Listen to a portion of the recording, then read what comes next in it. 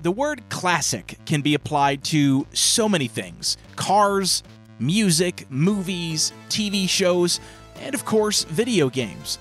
And speaking of video games, no other console deserves the title of classic more than the Nintendo Entertainment System, which, by the way, came out almost 40 years ago.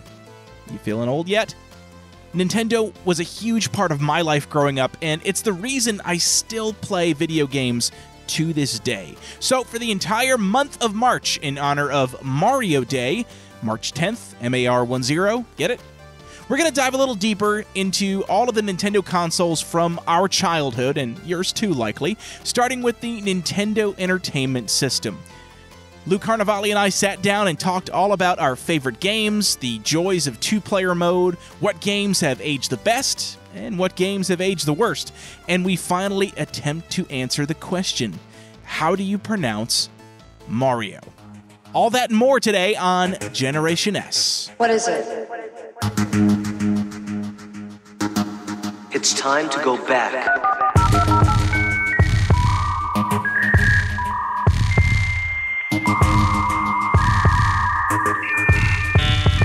Welcome.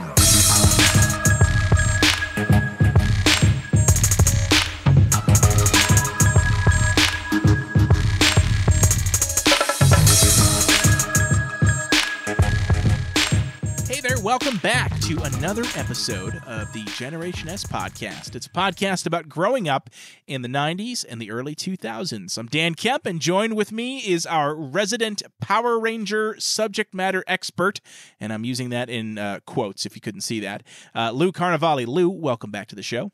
Very good to be here. Thanks for having me again. Yes. As I'm back from the island of Power Rangers on YouTube land. Yeah, I was going to say, you've been super busy. So if you guys check out our YouTube channel, Generation S Podcast, we put out a lot of Power Rangers content lately because there's a lot of Power Rangers activity going on in the real world. We've got the new special coming out on Netflix.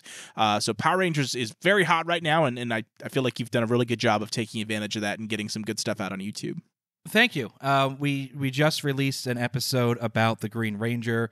We have an episode coming out about some, I'm not going to go into details, but some nerdy stuff. If you're a pretty diehard Power Ranger fan, you're probably going to like this. For the more casual fan, check us out in the next couple of weeks. We're going to be previewing the upcoming 30th anniversary special to make us feel old for us that remember when they came out. But the 30th anniversary episode will be on Netflix and should be a good time. Absolutely, and I'm excited. I've checked out what you put out with, because it's you and Dan Vorbeck that have been doing a lot of this stuff, and you guys have some really great discussions. And again, that's what the YouTube channel's for, guys. If you want us to dive deeper on specific topics, you know, they may not be a good podcast topic, but we can certainly make a video about them and put them up on the YouTube channel. So make sure you let us know if you want to see other topics like that covered on the channel or elsewhere. And now I say that ironically enough, and yet today, and in fact the entire month of March, we are doing some deeper dives, but I feel like they're more general audience deep dives, if that makes sense.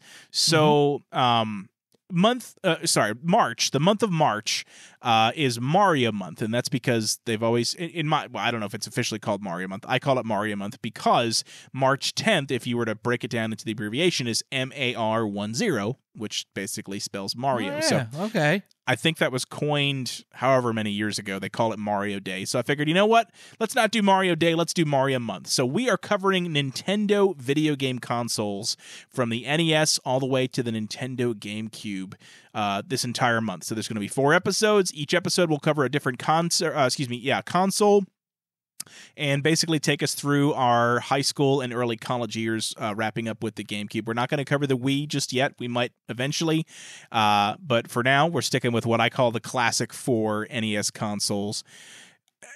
Do we talk about like the handheld and the Virtual Boy stuff? Did you have any of the handheld NES stuff, Lou? Or Nintendo I did stuff? not. I never had a Game Boy. Actually, no, I take that back. I had a Game Boy Advance, but that game was a remake of Mario 2. Okay. So, but you and I, so we'll see, because I've got some other guests coming on for the future episodes. Maybe we, pepper in some handheld stuff. And I never owned them, so I really don't think I could do an entire episode on a Game Boy just because I didn't have it.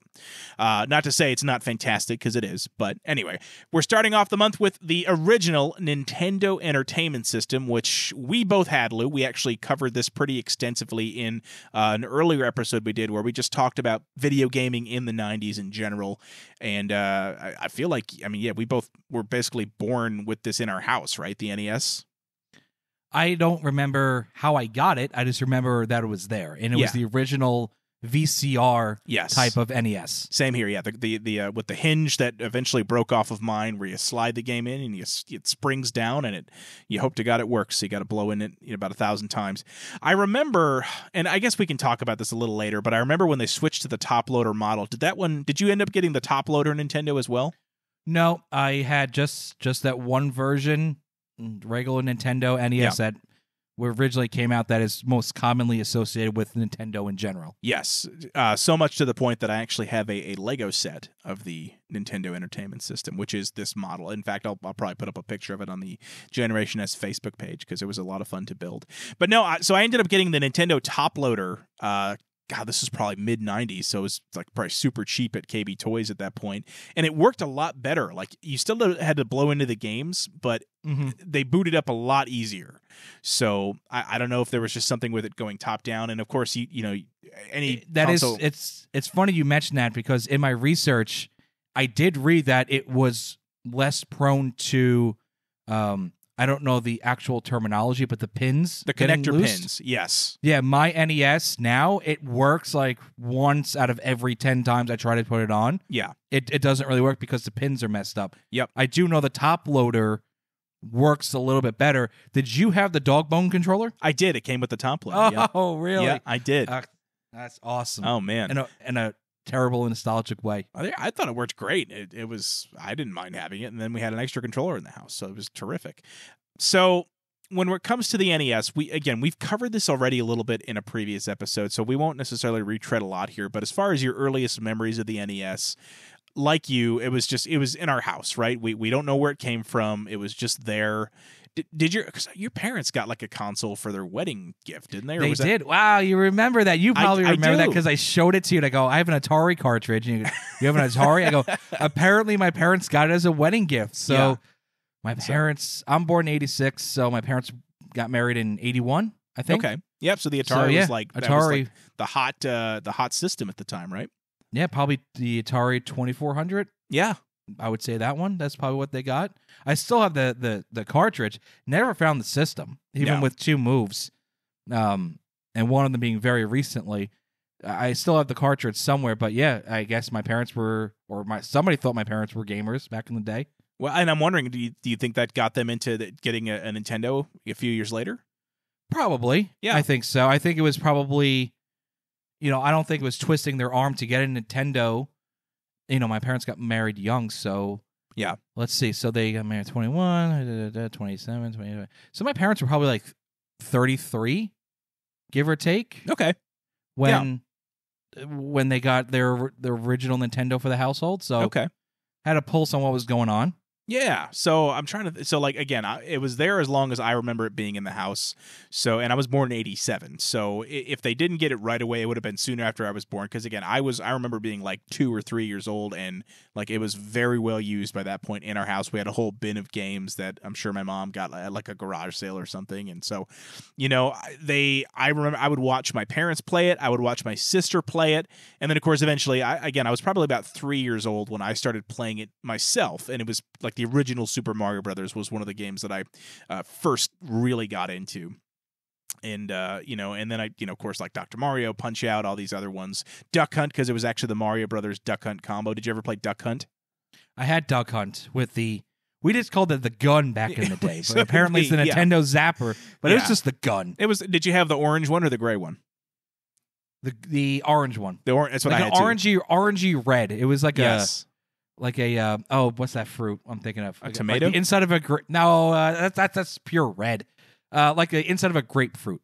I guess it was like a red orangey almost. Yeah, blood orange. There you go. Blood orange. There you go. I think that might have been like the newer version, because I remember like I looked it up online. The original version of the zapper, the gun, was all gray, and I think they probably changed it because there's I'm assuming some backlash because it didn't necessarily look like a real gun because it was kind of spacey looking. But even still, the all gray, you could certainly I could see maybe mistaking it for a I don't know. I'm just assuming at this point. I'm guessing, but I had the orangey red one as well. Now, when you played with it, did you have any other games that you could use the gun with? No, I don't think I did. It was just the duck hunt and the clay pigeon game. Okay, yeah. Now, when you played it, though, did you actually sit back and like aim at the screen, or did you cheat like I did and literally tap the gun to the screen and slide it around to like follow the duck? I probably gradually moved closer to the TV. Yeah. Because that thing was so freaking hard to aim. Yeah. It was. Or you do the light bulb trick, which we all learned when we were in college from YouTube. I think I remember it. I never used it, though. So can you explain again what that was? I believe the light bulb trick is you just walk over to a light bulb with the zapper gun and just shoot the light bulb like you're playing the game. You wait for the ducks to go. Oh, and it'll just cover the screen. Shooting at the TV, you just shoot the light bulb with the gun. Oh, man. Because the sensors is looking for light. I had no idea about that. Okay. Yeah. I guess Ruin your childhood right there. No, Ruining your childhood one podcast at a time. Yes. Oh, it's great. I'll show myself back to Power Ranger land. Goodbye, everybody. Oh, man. So, okay, what were some of your earliest games that you remember playing like as a little kid? Definitely the Marios, excuse me. Yeah, you got, oh my God, it's been a while since you've had to use the word Mario in a sentence on this podcast. And this is going to end up on YouTube, and they're going to go, you're saying it wrong! Mario, I remember my dad playing it, and he would get very excited when he would go down with the firepower in the first level. Yeah. Or first two levels, whatever it was. And then you remember the music used to speed up? Yes, when the timer was running out. So that didn't bother me. And then the dungeon music didn't bother me, but the dungeon music sped up, bothered me, made me nervous. Oh, really? Yeah. I remember that. I can see that being stressful. I remember playing that, and then I also remember playing the turtle games. I know you're going to go into those. Yep. Punch-Out!, which I know is, if not your most favorite Nintendo game. 100%, yes. Not going to steal your thunder on that one either. But those were the big ones. Yeah. I did have Zelda, but boy, did I suck at it, probably. Full disclosure, I still suck at it. Well, because it's one of those games that they improved this. If you're a Zelda fan, you know this. Like, the original game, you don't really know what the hell you're doing. Like, there's no... Which I guess is kind of fun, but when it's like a game that's laid out the way it is, like, it's not fun if you don't know where you're going and there's no way to... Like, I literally... Because I've tried playing it, and, like, I have to look up where to go for every step of the way online. Like, I can't do it on my own. It's not fun for me. Yeah, and imagine being like 5 years old and trying to figure out Zelda. Yeah, I mean, I guess supposedly the instruction manual was more helpful, but I didn't have that. Well, I didn't own the game anyway, but like playing it later on an emulator or now on the Switch, like you don't have the instruction manual. You're playing it because A, you either know where to go, or B, you're morbidly curious and like me and realize this kind of sucks. It's not really that fun. Yeah, one of my pet peeves in any type of video game, even now, is if I have to say, where do I go? Yeah. I don't. I maybe it's a fault of me, but I just don't have the patience, surprise, for anything. Where do I go? So especially at 5 years old, I don't think a lot of kids knew what was going on. Yeah. That's kind of like, you've seen the videos on YouTube of James Rolfe, the angry video game nerd. Yeah. Of him playing Ghosts and Goblins for the first time. And he actually has a video of him playing it for the first time on Nintendo, and he dies within 10 seconds. Yeah. He's like, because I went from playing Atari to Nintendo, and I had no idea what I was doing. That was a lot of our generation playing Zelda. Where do I go? What do I do? It was too big for its time. Yeah, well, that's what it was. Because most games back then were left to right or like top down, but like very linear. You knew where to go. The only other people that I feel like maybe could have gotten some enjoyment were, I think they came out afterwards, but like the Final Fantasy games, right? I feel like those are very similar. I feel like any Zelda-esque game was better. What's the right word I'm looking for? Was better suited for the Super Nintendo and the Sega Genesis consoles. Yeah. They could handle it better. I feel like it was... Yeah, they could have. I mean... it had to walk on that console before it could fly on the later consoles. I get that. I totally get that. And we're going to talk later about games that we don't feel maybe aged as well as others. And the flip side, what games are still very enjoyable today, for sure. And I feel like Zelda's going to pop up on there. I'm just spoiler alert. But so as far as like, other games, so like, what would you say were your absolute, like, your favorites that you played on Nintendo that like you could go back to now and you love just because it's that good? Well, I can answer that two ways. Okay. Would you like me to say just the games from back in the day or games I've discovered now through... I do have the NES Mini or Classic or whatever it's called. I do have emulators. So back in the day, I can give you two answers. Well, let's go back in the day because we're talking about our childhood here. Like, what were games that you loved back in the day? And then, back in the day. Yeah. Okay, so it would be... I would try to do the second Turtles game, which was the based on the arcade game. So that I tried to play, but it was really, really hard. Yep. Obviously, Mario 1 and Mario 2. I did like Mario number 2. I know it gets a little hate from everybody. I always loved it, yeah. And then one game I never owned, but I would rent it. It would be one of those go-to, you're at Blockbuster, you're at one of those mom-and-pop stores, and there's nothing really jumping out to you that's new, or what you really wanted to get wasn't in there, and I go, I'll go back to my old reliable. I rented Tiny Toons a lot. Oh, that was a good one, yeah. It was a great game. So those are the games that jump out in my mind. Also, going into two-player stuff, ice hockey. Not NHL, not ESPN, just straight up classic ice hockey. NES Sports logo, which was, if you remember the NES games, they were very unique. The earlier titles all had the black background with like the, or was that one of the black backgrounds? No, this was not. I know what you're talking about. I had golf. Yeah. That had a black background. This actually had a guy, a hockey guy, a real life guy. Okay. Looked like he was in the New York Rangers white jersey. But not the Rangers because they weren't using real teams. No, because they were using international teams. Oh, okay. Yeah. So you picked 4 players, a skinny guy, a medium-sized guy, and a big guy. And that was your team.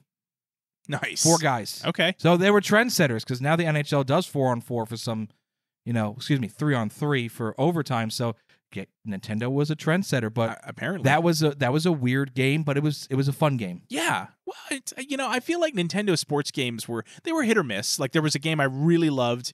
It was called Little League Baseball, and I think I may have talked about it on our last episode, but that was literally almost a year ago that we recorded that. So forgive me. In my opinion, the best baseball game on the NES, hands down. And it was so simple. It was straightforward, but it had the best fielding and had the best pitching and hitting. It was a fantastic baseball game. And then for hockey, my favorite hockey game actually was one called Blades of Steel. Do you remember that game? I've heard you mention it on the show and just like us having a conversation. But you never played it. I never played it. Oh, it's so good. And I probably, if you go back and listen to that episode, I'll play it as soon as we get off the air. 9 months later. Sorry, Dan, I haven't played that game. It's legit very good game. Like they have fights. You can do like legit, like they cut to a different screen that looks like a fighting game screen where you're fighting. We got a health bar. Like it's fun. It's not complex. It's a great hockey game for the NES. Blades of Steel. I think Konami made it. Maybe I can't remember. Oh man, honestly. they were on fire on the original NES. Oh well, let's talk about that Konami. because you had there was like the big 3 or 4 developers. I mean, you had Nintendo, like the Nintendo proper that made their own stuff, but then you had like Capcom. With the Mega Man games. Did they make anything? I'm trying to... actually, yeah. Capcom made Mega Man. It made, like, DuckTales. It made Rescue Rangers, all the Disney... They made good stuff. Yeah, they did. So, Capcom, mad props there. Yeah. They made Street Fighter 2010, Fight for the Future. Oh, that's right. They did. Yeah. And, well, of course, they made Spoiler, the Street Fighter it's games. not a Street Fighter game, everybody. It's not.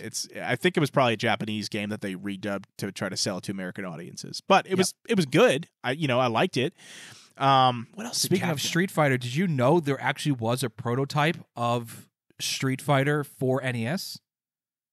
I did not know that. Yeah, you could look it up. Give it a Google, folks. There is a screenshot of what would be Street Fighter 1 that was in the arcades. Terrible game, by the way. Yes, I agree. But there is a screenshot of Ryu versus Sagat on an NES. Maybe it's an urban legend. It seems to be legit, but it never actually came out. It came out on the TurboGrafx 16. Interesting. There we go. Got that. Never thought I was going to mention that. The TurboGrafx system. 16. Yeah, so that whole episode is done. So now we could market it that it's a NES and TurboGrafx 16 episode. There it is. Oh man, did I mention Mega Man? You did. I did. Okay, You that's did what I thought. mention I just Mega want to make sure I There mentioned was Mega Man. a lot of Mega Mans. I feel like there was six. at least 5. There were oh, six. There's 6? I Okay. had 5 or 6. I might have had 6. Honestly, the last one on that was the only one I owned on cartridge was Mega Man 6. It was the first one I ever played, and I loved it. It was fantastic. All right, so that's Capcom. Konami, we just talked about them. They were amazing. So you had the Castlevania games, you had the Turtles games. No, you did not have the Turtle games. I was waiting for you. You fell into my trap. What are you talking about? It's Konami. No, they're Ultra games. They're a division of Konami because Nintendo would only allow third-party publishers to release X amount of games per year. So what they did was, to get around that, they would create a subsidiary of their own company. So Konami can only make 10, 12, 20 games a year for the NES, but then Ultra Games, the subsidiary to Konami, could release another 5, 10, 15 games. Okay, so by that definition, what you're telling me then is that Star Wars is not a Disney movie. The new Star Wars movies. Oh, it sucked. It's definitely a Disney movie. What? No, but it's put out under Lucasfilms. I know. That's I know. a separate entity. Yes, I'm just busting your chops. It I is, know. for all intents and purposes, a Konami game. But Yes. if you look at the manual, You're right. or if you It's even Ultra. have, yes, if you have the Cowabunga collection, you go into like the extra and the options and stuff like that, it still has that logo of the Yes. Ultra games. Oh, and what are some other Ultra games? There's one I loved called Skate or Die. It was a skateboarding game. Loved that. Kind of overrated. Is that with the Mohawk version of Rodney Dangerfield? Yes, that's the one. Yeah. That I feel like that and Paperboy was in like every kid's collection. They had one or the other. Yeah, I didn't have Paperboy, but my aunt did, so I would play it at my cousin's house. And so, but I had Skate or Die. I didn't mind it. You know, I didn't really know how to play back in the day. Like I didn't really know what I was doing for most of the games, but I thought it was okay. What else did they make? Because Track and Field, I think they made. I talked about. Speaking of track and field, did you have like any of the accessories that would go for the track and field stuff, like the power mat you could run on and jump on and all that stuff? Did you have any accessories? I did not. The one I always wanted, and in hindsight, very glad I never got, was the Power Glove. Because it never worked. So bad. Yeah, but not in a good way. Did you have any of the accessories? I had nothing. Nothing. Okay, we were the poor kids. Absolutely Apparently. nothing. Yeah. We were, because I remember the mat, I forget where I saw it. I think I saw it they used it on like a game show or something to have them run. And I thought, oh my God, this is the future right here. You're running on a mat and it's like you're running in a real game. Literally, it was just the two A-B buttons mapped to a long wire. So you could literally, slap the mat back and forth to run with your character or whatever. I didn't own anything, but does the Game Genie count? I mean, I would say it counts as an accessory. So I didn't own it. I rented it. You could actually rent a Game Genie at Blockbuster back in the day. Wow. How awesome was that? So a Game Genie, for those uninitiated, was the essentially a cheat device where you could basically hack your Nintendo games. They're not like official cheat codes because there's like the Konami code, right? Which is, by the way, in case you forgot, up, up, down, down, left, right, BA, start. But they also had Game Genie where you could actually put codes into you could basically hack into the code of the game itself and do some really weird, crazy, glitchy things. Now, when you rented it, did it come with like the manual so you knew what to do? It did, and I think it was one of those few games or situations where, I mean, how many times did you rent something from the video store or Blockbuster or wherever, and they didn't have the game manual? Right. Like, I would say 75% of them did Oh, not. yeah. If you got the manual, you're like, yes. Yeah, it's a bonus. Yeah. I vividly remember, like, getting the Game Genie, like, the package it came in, and there was a sticker on it. If you do not return the manual, you're going to get charged. Well, yeah, because I guess it's it wouldn't useless. work without it, yeah. Yeah. It's not like you could look up Game Genie codes online. No, you definitely could not. Or at the most, maybe if you got a Game Pro or something like that, a video game magazine, Yeah. you'd be able they to get would a throw in code few. or two, but not the whole shebang. Yeah. So what were some of do you have some memorable cheats you remember doing to your games? No, I think most of them were just extra lives or unlimited lives or an invincibility code or Okay. a level skip. Nothing crazy like we've, I don't know when they stopped making Game Genie. I don't think it went past Super Nintendo, but, you have like in GoldenEye and stuff like that. You had like cheat codes and on the N64 to paintball mode or big head mode, like silly things. Yeah. I don't think they were like that back in the day. It was mostly that level skip, invincibility, extra lives. I remember one for Things like Mario, and I didn't own the game Genie, so I never tried it myself, but I feel like I saw a video of like Mario where like you could basically run in the sky and like just like you're jumping on nothing to get across the level. There's maybe something like that where, again, it was kind of breaking the gameplay so that, like, theoretically you could lock yourself out of being able to play it because you, like, jump off the screen and you're gone. You got to wait for time to run out to kill you or whatever. Because I remember those kind of codes. But yeah, so, like, the unlimited lives or whatever. Because basically what you're doing, from what I understand, is you're entering in what's called, like, a debug mode where you're basically putting in codes that a developer would to be able to make the game better. So, like, for example, you're playing through Mario and you say, okay, I'm designing this level. I got to test it out. I don't want to just have to keep starting over after dying 3 times. I'm going to unlock unlimited life just to play through invincibility or whatever, just to play through the layout of the level. So yeah, no, I never had a game. I did have a Game Shark for the later consoles. For the PlayStation 1. Oh, you're right. Yeah, I had a Game Shark, which is a different company, I assume. Maybe a subsidiary. I don't know. I mean, who knows? Apparently those exist. Maybe. So, but yeah, I never owned any of the. Was there any? Did you want to own a Power Glove? Like, are there any that you wished you did own? Looking back at it, I mean, not really. Even back in the day, not really. Maybe I would want the NES Advantage. I think that's what it's called. There's like the turbo button. Oh yeah, the Advantage controller when you're playing certain games. Yes. Yeah. And then, you know what? Did I have this? No, this was my aunt had it again. It was basically like a giant arcade pad, like with a joystick. So you could play Nintendo games, but with like an arcade style with the joystick and the 2 buttons, the big buttons.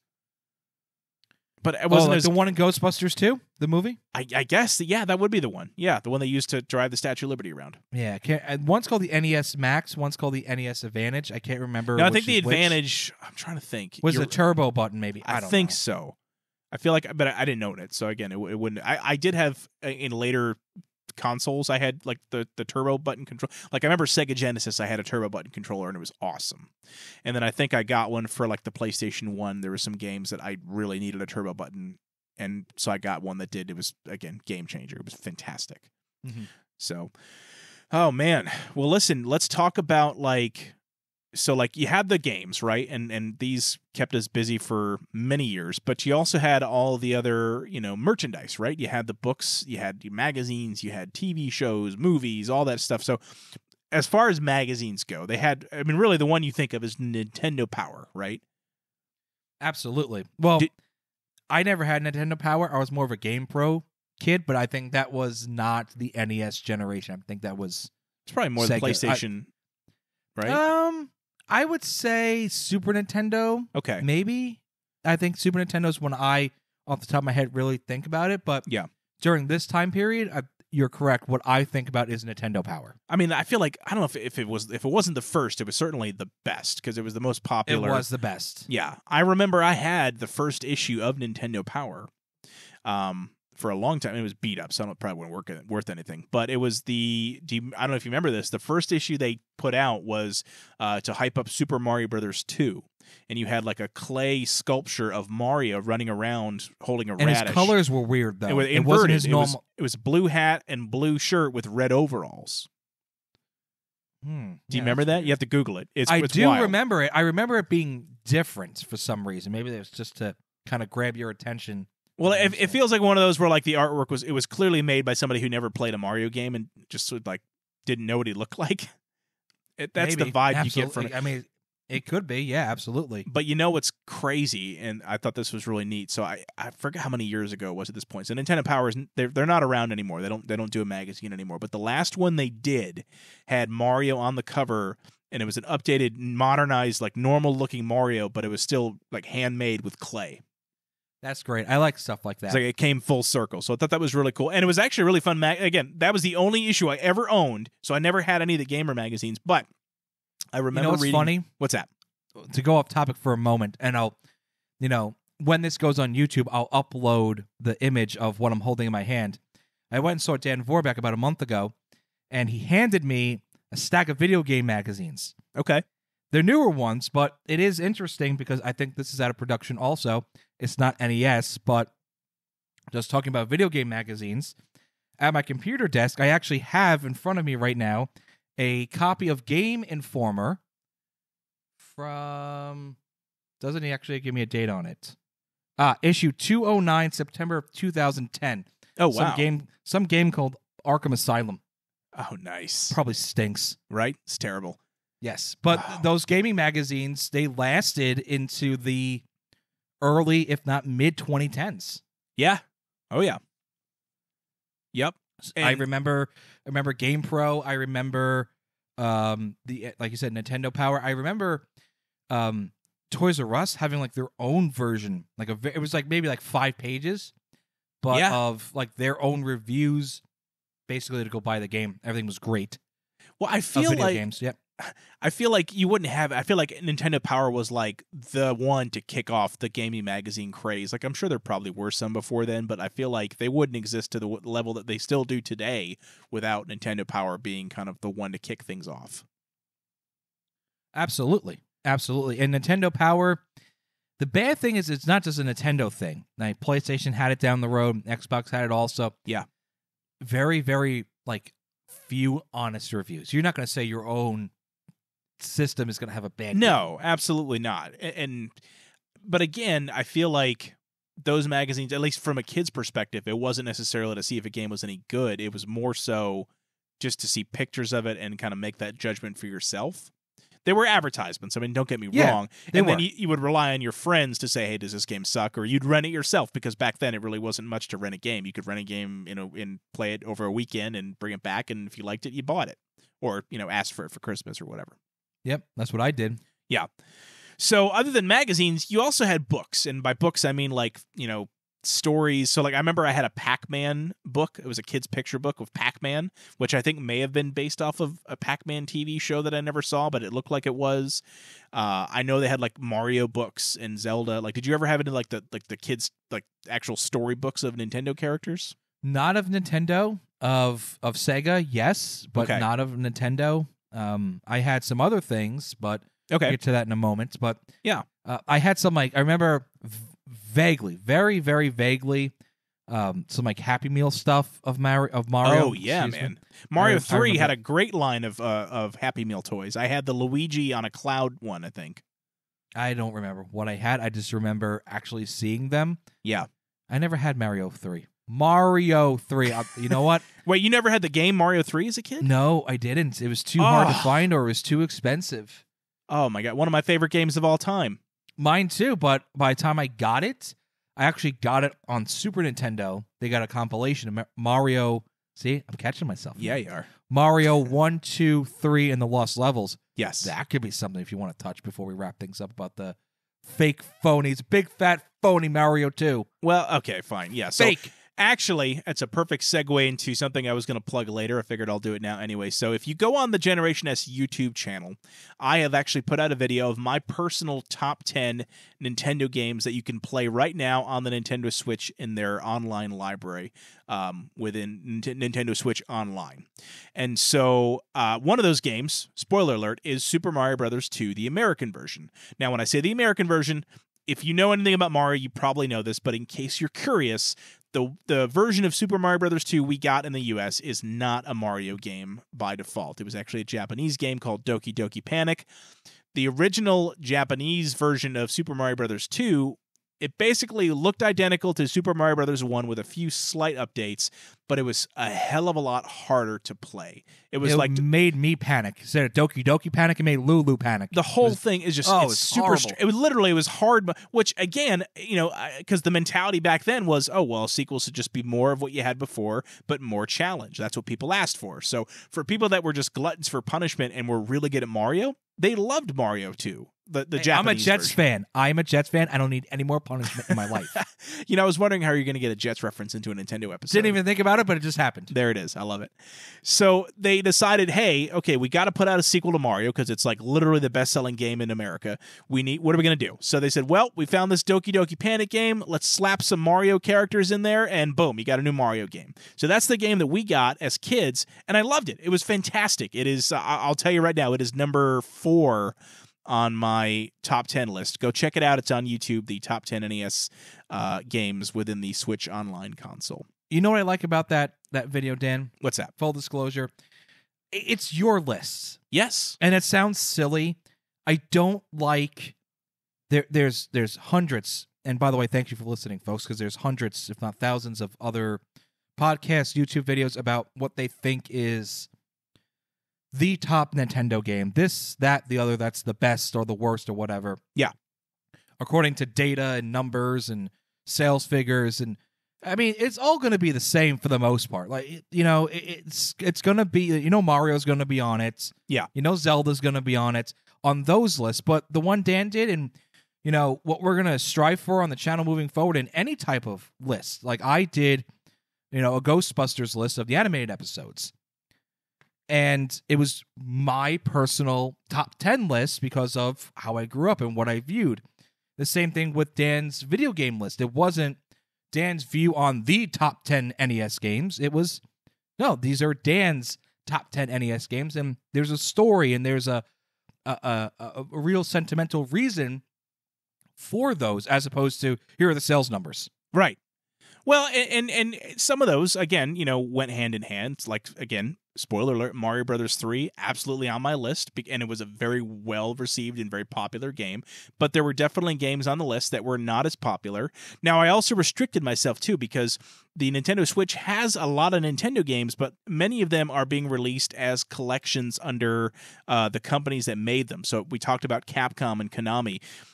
Mega Man, Castlevania. You can play those games, but you got to pay extra as a collection to get them. I only was looking at the games available in the Switch Online library, which, you know, certainly made it harder for me. There were certainly other games in my top 10 list, if I was not restricting myself to those games, that would be on my list. So it was kind of fun to tackle that from that perspective, because, again, there were games that, you know, especially at the bottom of the list, we're like, well, I guess, you know, if we're only using these games, I guess I'd have to put them in my top 10 for one reason or another. But it made it a lot of fun. It was a good challenge. So I would totally do something like that again for future lists on the system. That's good. I liked it. It was a unique and different approach as opposed to sales numbers. Absolutely. So, well, let's talk, going back to the spin-off medias, another thing that they had a little bit of. Back then it wasn't as popular, but you had, you know, some TV shows and you had a movie. Let's talk about, because I feel like, I want to talk about the movie first, because I feel like there's not going to be, well, there may be one other opportunity to talk about the movie, is when the new Mario Brothers movie comes out in April. So in about a month and a half from, well, less than that. Gosh, we're probably a month and a couple of weeks maybe. The Super Mario Brothers movie. Now, Lou, did you see the original Super Mario Brothers movie from the early 90s? I did. I remember renting it on VHS. And what are your thoughts? Or what were your thoughts? Terrible. See, and I disagree. It's one of my favorite movies of all time. I love it. I'm very surprised. Do you want to know why it's one of my favorite movies of all time? Why is it one of your favorite movies of all time? Because we rented it quite a bit as a kid, over and over again, to the point where my parents eventually had to make a copy of it with the second VCR that we had, because I just, we kind of pirated it. But every time we'd rent it, we would also order pizza from the pizza shop that's about a mile from our house. And my mom would let me eat pizza in my room and watch a movie. And the one movie I remember watching so often in my room with pizza on my plate was Super Mario Brothers. Okay. And it was so good. And honestly, I look at Super Mario Brothers the movie as, is it a good movie? Probably not from a critical perspective, but you know what I see it as, and this really helped me kind of appreciate it even more. I see it as a here's what actually happened to Mario and Luigi. If Mario and Luigi were real people, this is their actual story. And then the video games you play are almost like a fairy tale version of the events. And that's why they always change. They're like legends. Whereas the movie, that's actually what happened. You know, you go into this alternate dimension with dinosaurs and all this fun stuff. So that way there's some similarities with the games, but it's different because the games are reinterpretations of the actual events that happened. That's an interesting view. Yeah, I know it's a reach, but it helped me a little bit of a but it was good. Now, are you going to go see the new one, the animated movie? Yeah, I'm fairly certain I'm going to go see it. Yeah, I'm like opening night. I'm taking the kids, so I'm dressing up. I'm literally going to I'm going to shave down my beard, grow out the mustache, get my overalls on. I'm going as Mario. Okay. Dedication. I've never dressed up for a movie premiere. This may be the first one. Really? Yeah. Well, okay, I take it back. I sort of dressed up for one of the Ninja Turtle movies, one of the Michael Bay Ninja Turtle movies. I wore like a bandana with a Ninja Turtles t-shirt. I don't count that as dressing up. Like this, I'm going to dress up. I have a Mario hat. I have a mustache. I have a red shirt. I have overalls. I'm going to wear them. You're going all out. I am going all out. I think Beth's going to go as Princess Peach, and then Eli wants to go as Luigi. I think Carl wants to go as Mario. Because he has a Mario costume as well. We got to figure that out. But yes, the Kemps will be dressing up for Mario because it's a big deal. Mario is a very popular character in our house. I mean, what's not to like about him? He's fantastic. I'm saying he's terrific. He's an everyman. He can jump higher than the average Joe. But for all intents and purposes, he just looks like a normal dude that blue collar worker. And he's just having cool adventures. What's not to love? I mean, other than he only eats pizza. No, he doesn't eat pizza. What does Mario eat? I mean, technically mushrooms. Does he eat mushrooms? Okay. That's a question. So does Mario actually eat the power-ups, or what does he do with them to absorb the power? I'm not sure. Man, I don't know. What does he eat? You don't see him eat. You really don't. I mean, I was going to say he eats pizza. Well, he eats pizza in like the cartoon that we're going to talk about here in a minute, but I mean, cartoon was great. Terrible and great. Oh, yeah. I'll tell you this. I would rather watch the live-action movie than the cartoon. Oh, I love the cartoon. I had Koopa Claus on VHS. I feel like I never owned it, but I remember that. I remember that VHS because they had a few. And then, of course, you remember the intro, right? The Mario rap. With Captain Lou Albano. That's right. Captain Lou Albano played live-action Mario. I can't remember the name of... Or Danny... It was Danny something that played... Luigi. I can't remember his last name. He was, from what I understand, a well-known actor. But of course, I knew Captain Lou from wrestling, and it was cool because So we're talking about the cartoon. So you had the live-action segments at the beginning, usually with some sort of C-list celebrity that would show up, and it was almost like Pee-wee's Playhouse, if you remember that show. Yep. Well, I do, but not like watching it actually as it aired. But really? I can see the similarities. So it was like it was a live-action. You had a laugh track. And then they would segue into the episode of the animated Mario cartoon, which at the time, because I think it was pre-Mario 3, so it was based off of elements from the original Mario game and Mario Brothers 2, with a lot of the sound, because they would use like the game. I thought it was really cool because they used to use the video game sound effects in the actual cartoon. I thought that was like amazing. Mm-hmm. Yeah, I like that. I like that. That's my favorite piece of old school Nintendo nostalgia, other than the actual games, is the Mario TV show. The Super Mario Brothers Super Show? Yep. Do you remember the Zelda cartoons that they tack on at the end of them? Excuse me. No, I don't remember them, actually. I just know that from being like a meme online. Yes. Oh, I mean, it's the same. They weren't like full episodes like the Mario cartoons were. They were probably like 5 minutes. It was okay. Again, I didn't really care about Zelda back then, so I usually skipped them. But for a while, I don't think they are anymore. They were on, but the whole series is on Netflix, so my kids watched it over and over again, and they love it. So it's definitely... I didn't know it was on... Is it on Netflix still? It was. I don't know if it is anymore. I'd have to check. But it was definitely streaming at one point, and we definitely watched it. And then we actually ended up buying, for Easter, I got the kids the Super Mario Brothers 3 DVD complete series, because they had a few animated series. And so it was like Super Mario Brothers 3 and Super Mario Brothers World, like animated. Okay. Yeah, I didn't know about that. Yeah, I just know Captain Lou. Yeah, Captain Lou Albano was my guy. Yep. And then, like I said, then they went full animated for a few years after that, and that's where those shows came out. Do you remember? I think we were too young because they wouldn't have come out like when we were little, like the Nintendo cereals. Do you remember any of those, or like any of the Nintendo food spin-offs or tie-ins?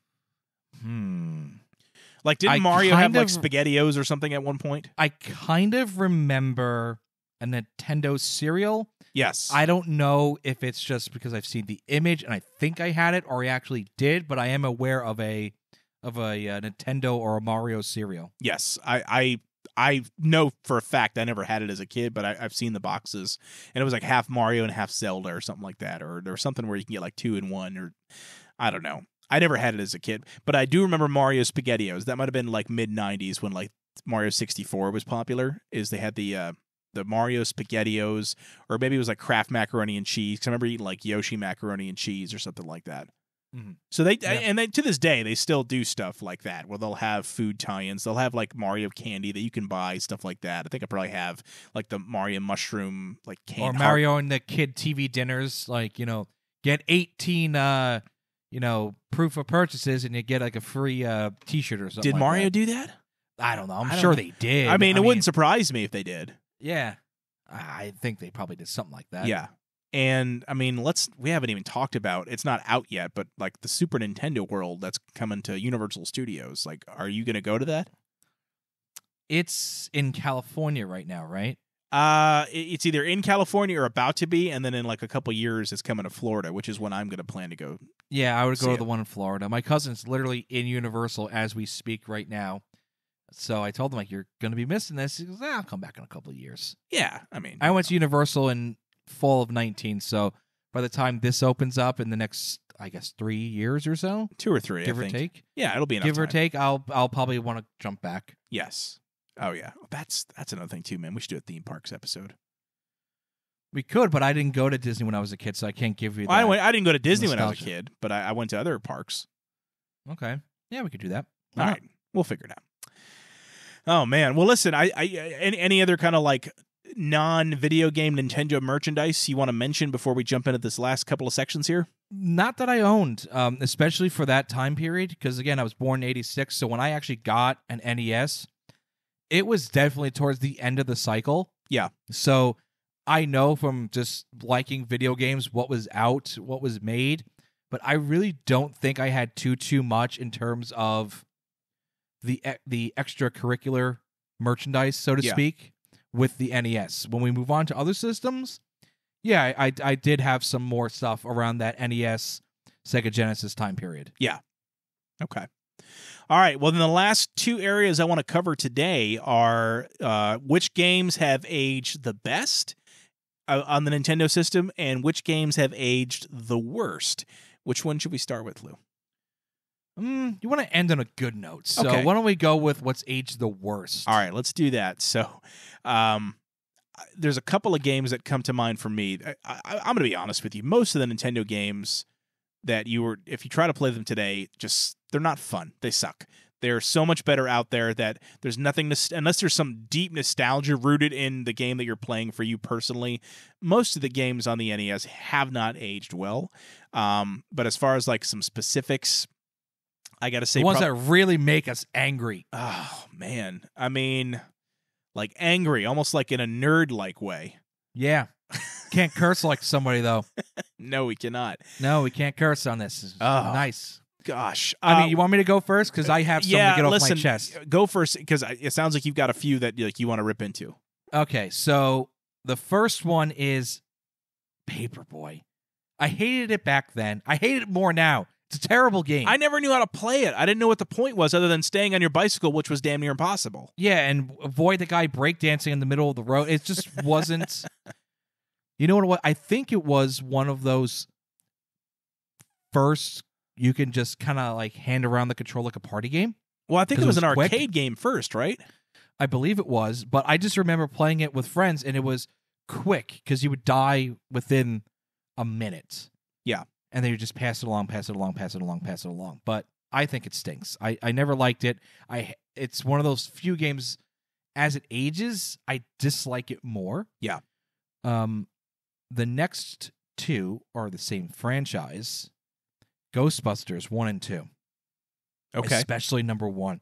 Number 1 is terrible. It Yes. is one of the worst games I've ever played, period. I'm not going to go into details. That's what our YouTube channel's for. But give it, you could search for it. You could read up about it. Number 2 is just a bad game. It was a side scroller. Things have kind of advanced on the NES a little bit when that came out, but it seemed like it was a earlier NES game. It's one of those games where the term NES hard comes from. Okay. Where you mentioned earlier about the original Super Mario Brothers from Japan, that was NES cruel, not even NES hard. It was just cruel. Yes. But that term NES hard refers to games I view like Ghostbusters 2 and also like Ninja Turtles 1. Yeah, hate that the game. original Ninja Turtles, man. I'm trying to think. There's a video yeah. of a guy breaking down by the source code of the infamous seaweed level. Really? That's how painful this game was. If you are a little bit older, you may not have played Ninja Turtles. If you're a little older than us, Yeah. If you're younger than us, you might go, "What the hell is an NES?" and maybe clicked on us by accident. If you're this far into it, but stick around, we'll do with some other episodes too. But I cannot tell you how disappointed I was as a kid with that game. The difficulty of some of the levels, of the villains, not being tied to the TV show, just everything about it, and not knowing where to go. Because what's my gripe about games? If I don't know where to go. Yep. It had everything that makes me dislike a game. And on top of it, like just the game in general, take away the turtles. It was just a frustrating game. And then put that extra layer of being in that age bracket of Ninja Turtle everything. It just, oh man, crushed me. And I have the Cowabunga collection, and I still can't beat it. I've never beaten this game. It's not. It's hard. It's really hard. NES hard.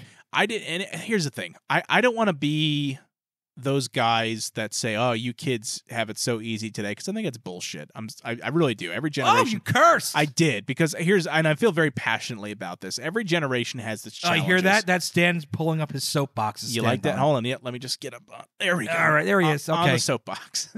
So I truly believe this. Like, every generation has their challenges, and I don't ever want a generation to feel invalidated because supposedly their challenges are nothing compared to the generation before. And that goes beyond video games. That's life. So I never want to say, you kids don't understand. People that do that, I'm sorry. I just think you're bitter people. But I will say, that being said, Nintendo games were a hell of a lot harder than a lot of modern video games. There are certainly hard games still being made, but the standard back in the day, because it was kind of, coming over from the old arcade mentality of take your money, take your money, take your money, games were designed to kick your ass and have you keep playing again, because theoretically it would have been you putting in another quarter to have another try. Could you imagine playing GTA with 3 lives and no continues? No, not at all. And in fact, I think half the fun is jumping out of a building to see how you land. Exactly. When you die. So yeah, of course not. But that's the whole, the whole like lives system, everything like that. That was all. Yeah. So there was one game I was thinking of that to me is just not fun to play. I would play it maybe out of just morbid curiosity because I did own it back in the day. It was Back to the Future. Oh man. Did you ever play that as a kid? No, as an adult I did. It's terrible. It's not fun. I remember, I think I forgot. The original? The original. I never played the second or third one. Yeah. But the original, I remember, was just so bad because nothing, it didn't look like the movie. It didn't like really do much with the movie storyline. You're just running around, honestly, kind of like Paperboy. When you mentioned Paperboy, that's when I remembered Back to the Future, because you're running up. Dramatic. You're running up the street as Marty McFly, trying to avoid everything and get to the collect end. Those clocks. And collect clocks so that you don't die. Like, it's ridiculous. So I would say for me, that's probably the biggest, like, as far as games that have not aged well, that I would say for sure. Another one that I can never play again because it just sucks and there's so many better options out there. It's actually a sports game. It was Lee Trevino's Fighting Golf. Does that ring a bell to you at all? Oh, because when I think golf, I think fighting. It should be Happy Gilmore's Fighting Golf. I don't know why they called it Fighting Golf. I just know that they slapped Lee Trevino on the cover, and apparently he was a famous golfer back in the 80s. Yeah, if I want golf on Nintendo, I'll play golf. Yeah. Like, literally, just golf. And it was so much better, because I did play golf on the Nintendo, and I would still play that today, and yeah, it's obviously it's old. a good game. But like Fighting Golf, like it didn't feel right. It didn't play. It was terrible. It's not fun. So I don't think I'd go back to Fighting Golf ever again, no matter what. I have no desire to. How about I give you a good sports game on Nintendo? Okay, so you want to segue that into games that have aged the best? Yeah. Okay. Yeah, we got to end on a good note. Absolutely. So, Tecmo Bowl. It was a football game, right? Yes. It's fantastic. I never played it. It's a very fun game. It's a fun game. It's okay. not anything, I mean, for the time, it's groundbreaking. But if you only know Madden in the 2000s, don't bother. Yeah. If you've played sports games on Nintendo, Super Nintendo, I would say even N64, you might like this. It's a fun little game. Yeah. Okay. The other one is Ninja Turtles 3. That's a great game. I always like that game. I like that game more than the arcade game because the arcade game was watered down to me because I've played the arcade game in the arcade. Yes. So when I got on Nintendo, yes, a certain part of me was like, yeah, I get to play it. The other part of me was like, this is really hard. But you're comparing it to the arcade game, and it's still exactly. hard. Yeah. It wasn't what I played in the arcade. It was still very hard. But when Manhattan Project came out, number 3, it was its own game. Yep. So we have moved past the difficulty of the first one. We have moved past the inferiority of the second one being compared to something else.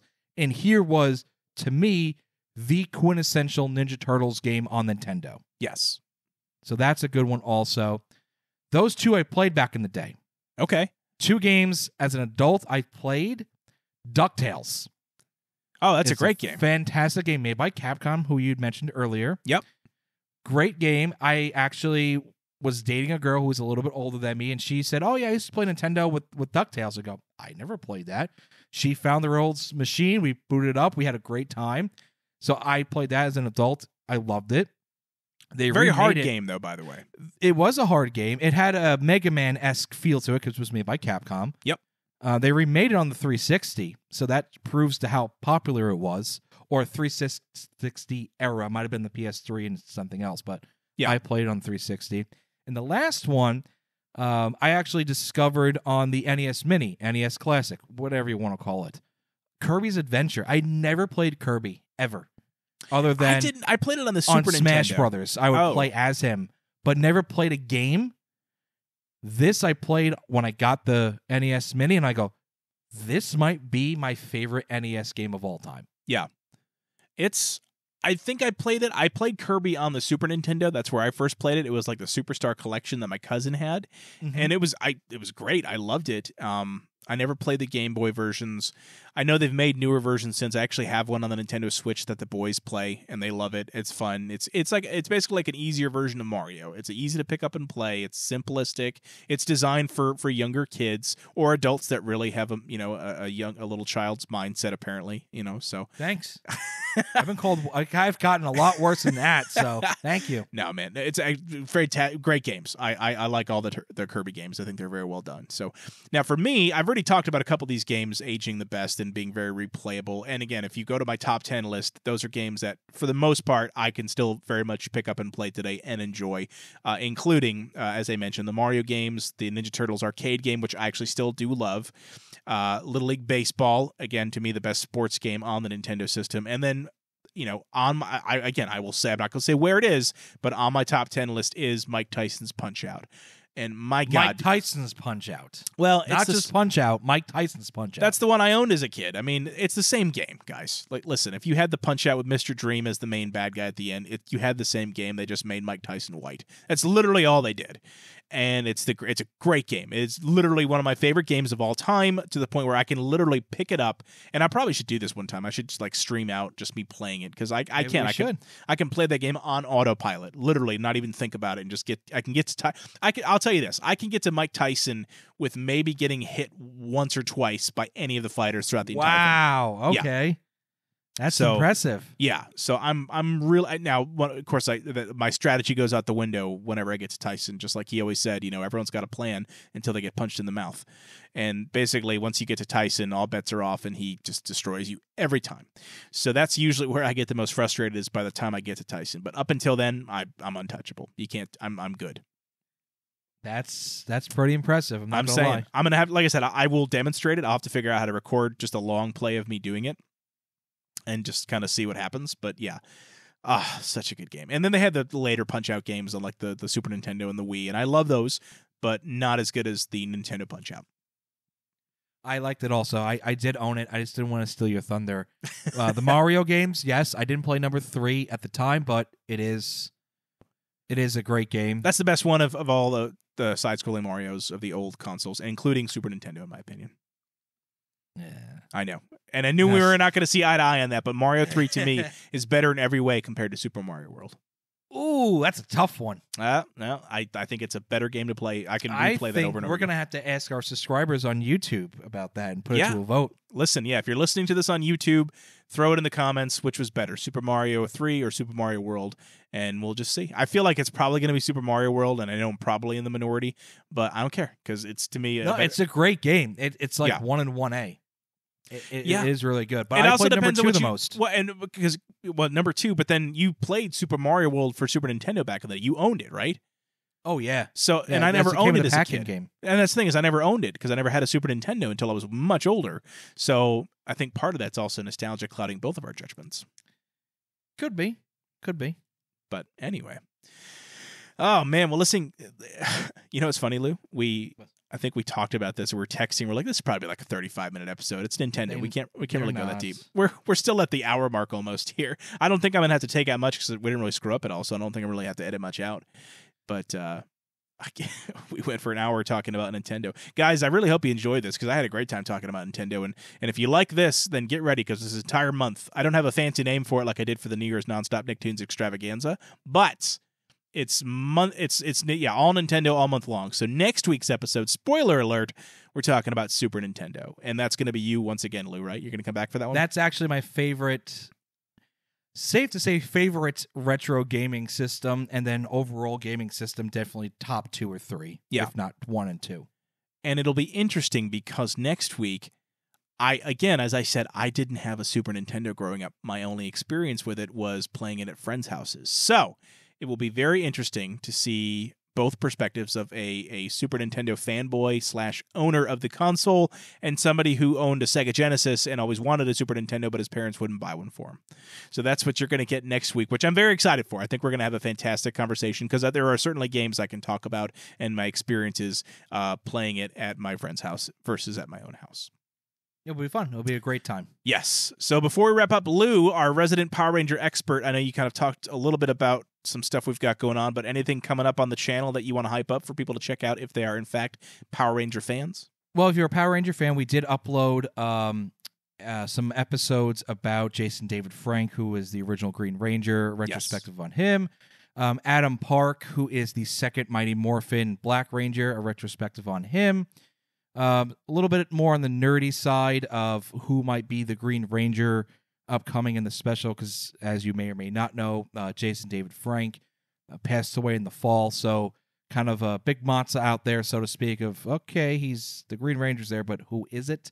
That, full disclosure, a little bit on the nerdy side. You got to be a little bit of a Power Ranger fan.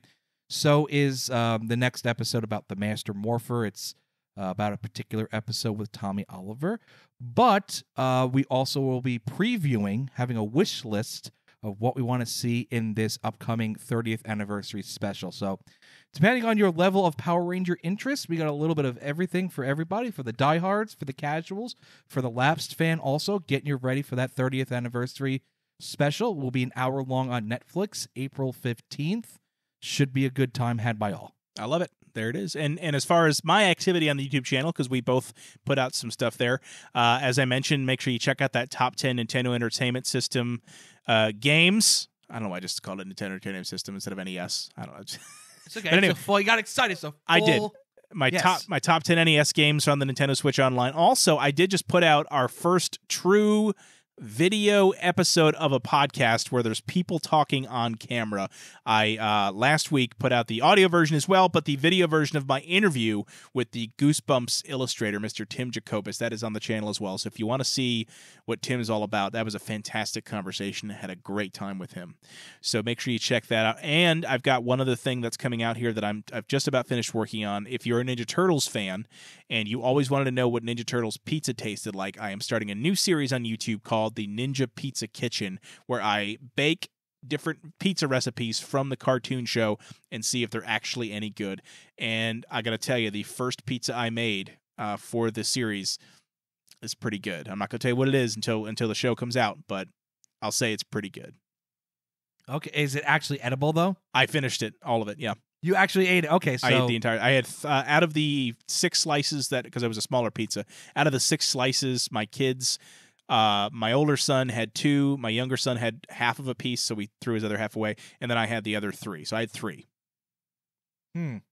Okay, so all right, the kids ate it, so it can't be anything really crazy. I was gonna say if it was just you, either you could be just easing into it, like tiptoeing, or you're just like full cannonball, like boom, I'm going right to the extreme. No, well, getting it out of the way, work my way back. There is a reason why I went with this one. It's two reasons. One, it is one of the milder turtles pizza recipes as far as extreme ingredients. So it doesn't have like anchovies and snails or something like that. No, neither of those. No clams, no seafood. Those will be challenges because I'm going to make them, but I'm going to struggle with those. No, this was actually a pizza that they presented in the first ever episode that I saw of Teenage Mutant Ninja Turtles. Okay. All right. That's all I will say. That should be coming out here hopefully in the next week or so, depending on when you're listening to this. It may already be out of the channel, but check it out if you're a Turtles fan. I think you'll have fun with it. It'll be a quick Or you just video. want to watch somebody eat some weird stuff. Or you want to watch? Well, you eat it, but make it too, because I got a pizza oven. I actually, I record the process of me making pizza, which I do every week for my kids on Fridays, and so it was just doing an extra pizza. There you go. Works for me. All right, guys, thank you so much for listening. Really appreciate it. Make sure you have subscribed to the channel if you're a fan of what we do, and make sure you're telling your friends about this. If they grew up in the same time period that we all did as a part of what we call Generation S, check it out. Make sure they are checking out the show, whether it's on YouTube or subscribing to the podcast. We're trying to build awareness through word of mouth more than anything else. We don't really have an advertising budget per se, so this is how we're getting the word out there. So Lou, thank you so much for everything you've done for the show so far, and as always, a pleasure having you on the podcast itself. Sounds good. I appreciate you having me, and we'll be back next week for Super Nintendo. There it is, man. All right, guys, thank you so much. We'll talk to you soon. Goodbye.